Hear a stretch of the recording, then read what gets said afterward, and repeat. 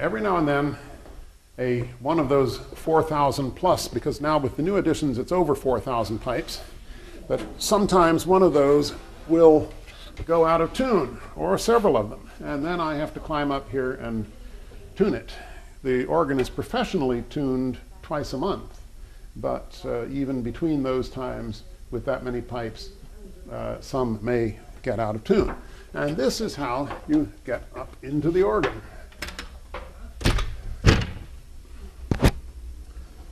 And we're going to take you in here in just a minute.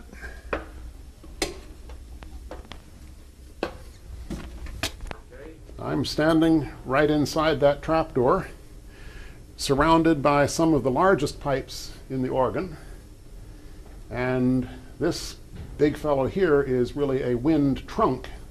This carries great amounts of compressed air from the blower, which is up on the 4th floor, down here into the organ, where it's sent into various reservoirs that equalize the pressure, so that if I play a big chord and it sucks a lot of wind, the reservoirs immediately adjust to that and keep the pressure constant.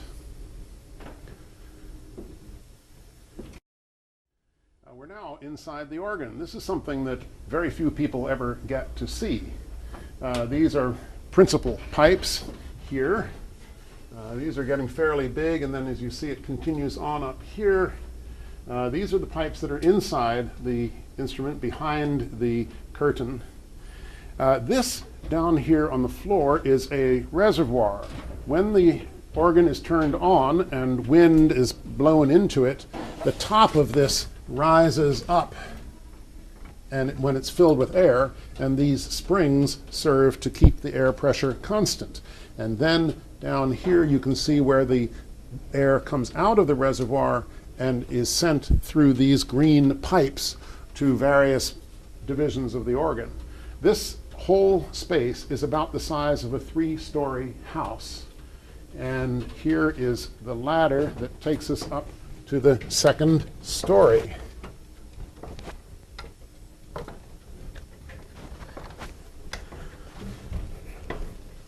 There, I'm now standing at the 2nd level, and there's still a 3rd level above that.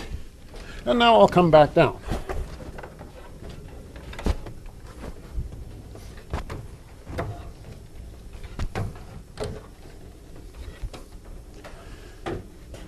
Would you like to hear a pipe?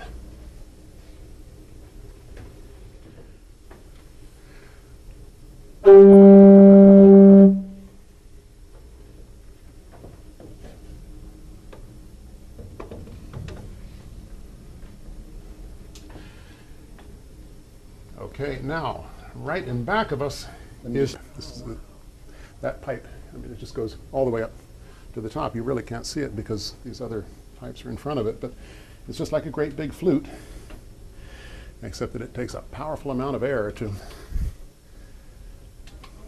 That's how we could keep the kids busy Sunday morning, have them up in the pillows. This is the main wind trunk. This brings all the air from the organ blower, which is a series of fans. Brings it down from the 4th floor down into here, and this is the first of many reservoirs that keep it stabilized. The air goes in and then comes back out, always on a constant pressure. Now we're going to go into the swell chamber, one of the divisions of the instrument. It's in a separate room, and the camera will follow me in here. And now you can see what an array of pipes there are. There are probably just a little bit less than 1,000, maybe 1,000 pipes in here. And as you see, some of them are smaller than a lead pencil, and then others, the lower notes, require much larger pipes. And right here at my feet, there will be pipes, but there are 3 sets of stops in the swell organ that are in Hagerstown, Maryland right now, being rebuilt and revoiced. And they will be back within a couple of weeks, I think. But you can see where the holes, where the pipes would set, and they will flare up in this direction. And then over on this side, you can see those louvers that close to make the sound softer. And then right now they are, of course, in the open position. We're right behind the grill cloth at this point. That is some of the electrical equipment that operates the swell shades. Was there anywhere else, or this is it? Now, this is one of the reservoirs. This is another one down here, and that box is really a series of bricks that have been wrapped in paper to keep them together. But that's one of the weights that is used to make the pressure of the wind always steady. Okay, and when you come out, just flip that switch and it'll turn out the light. Oh yeah, that must be closed, yeah.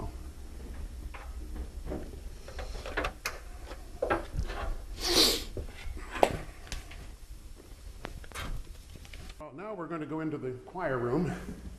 This room is always something of a mess, but even more so right after church, which is when we are doing this filming.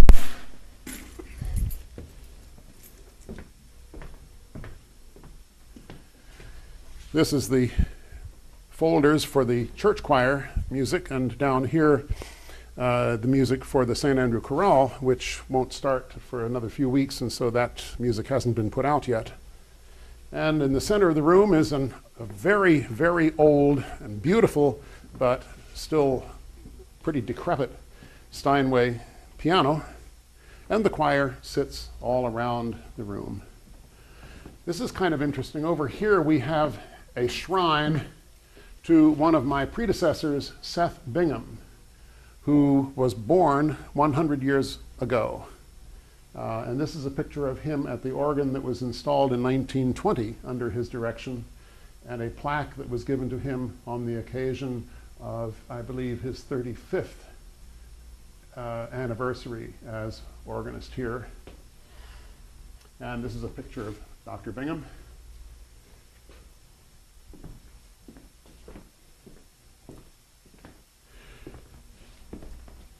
And here is where we keep the youth choir robes, also used for acolytes and crucifers. And the rest of this is music storage, and it goes on and on. We're going to show you the library in just a minute, which is really quite amazing. Follow me.